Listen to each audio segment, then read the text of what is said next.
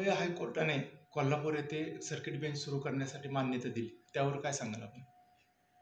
प्रथमतः माननीय मुख्य न्यायाधीश किंवा सुप्रीम कोर्टाचे चीफ जस्टिस यांचे आणि महाराष्ट्राचे आत्ताचे मुख्यमंत्री यांनी या विषयावर दिलेला पाठिंबा त्याबद्दल त्यांचे आभार आणि अभिनंदन. या लढ्याचा मूळ गेले 30 वर्ष मी जवळनं बघितलेलं आहे, कारण मी शेवटी 2 वर्ष का होईना 3 वर्ष का होईना कायदा पुण्याच्या बारमध्ये शिकवलेला आहे.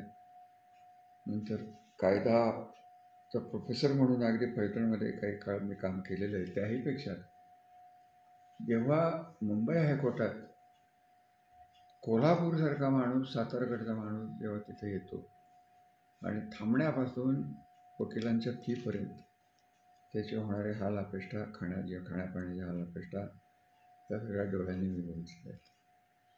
आणि मी सिम्बायोसिस कॉलेजमध्ये शिकवत होतो तेव्हा भारतीय कायद्याचा इतिहास हा विषय माझ्याकडे होता. त्यामुळे सर्किट बेंचची कल्पना खरे ब्रिटिशांच्या टायमापासून आहे. थोडक्यात हे न्याय अधिकाराचं विकेंद्रीकरण आहे.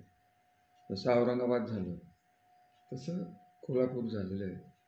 आणि यात वकिलांचा जरी फायदा झाला त्याहीपेक्षा सर्वसामान्य जनतेला हायकोर्टापर्यंत पोहोचणं आता सोपं होणार आहे.